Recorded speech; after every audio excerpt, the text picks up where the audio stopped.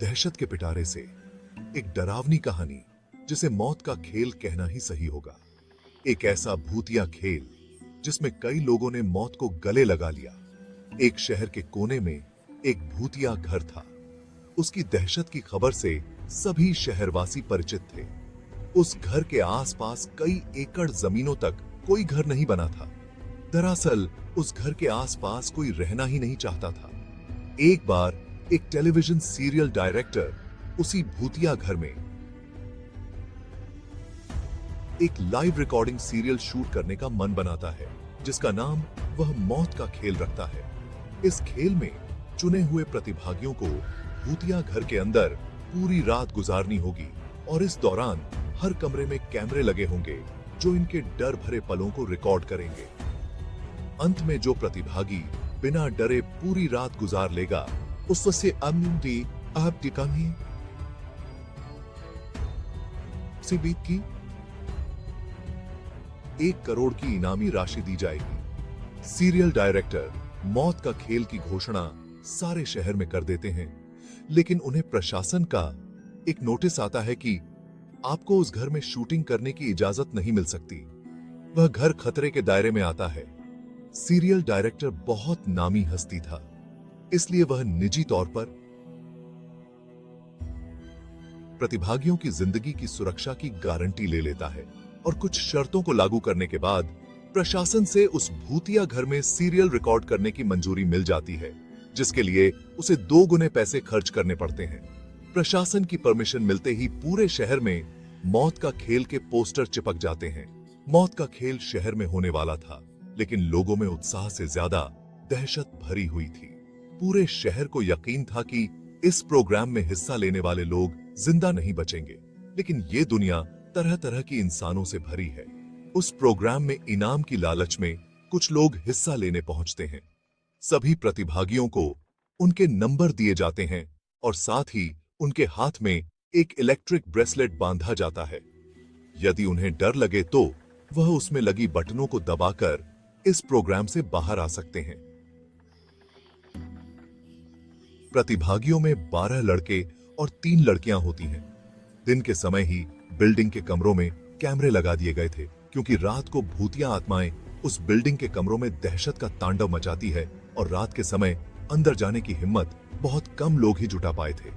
एक एक करके सभी प्रतिभागी अंदर चले जाते हैं। सभी अपने नंबर के हिसाब से अपने कमरे को चुनते हैं और अंदर जाते ही सभी को अंदर से ताला लगाकर चाबी बाहर फेंकनी होती है। दरवाजे का ताला इलेक्ट्रॉनिक बनाया गया था। उनके हाथ में लगे ब्रेसलेट के बटन दबाते ही वह ताला खुल सकता था, लेकिन यह बात उन्हें बताई नहीं गई थी। अगर किसी प्रतिभागी ने वह ताला खोला तो प्रतिभागी प्रतियोगिता से बाहर हो जाएगा, जो कि कैमरे की रिकॉर्डिंग में दिखाई देगा। सभी के कमरे में निर्देश देने के लिए स्पीकर लगाए गए थे। उसी से सभी को संकेत दिया जाता है कि सभी जल्द से जल्द अपने कमरे का ताला बंद करके चाबी दरवाजे के नीचे से बाहर फेंके और इसके बाद कमरे की लाइट बंद की जाएगी। निर्देशों के अनुसार सभी अपने कमरे को अंदर से बंद कर देते हैं और चाबियां दरवाजे के नीचे से फेंक देते हैं।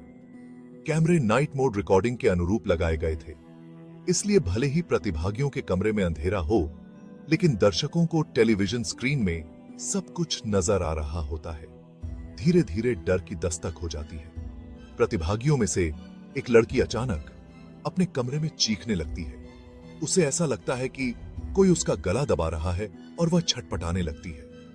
कुछ ही देर में वह डर से बेहोश हो जाती है। उसके बेहोश होते ही लाइव सीरियल देख रहे दर्शक घबरा जाते हैं। अचानक एक एक करके सभी प्रतिभागियों पर भूतिया हमले होने लगते हैं, लेकिन ताज्जुब की बात तो यह थी कि सभी प्रतिभागी अपने आप को स्वयं ही नुकसान पहुंचा रहे थे।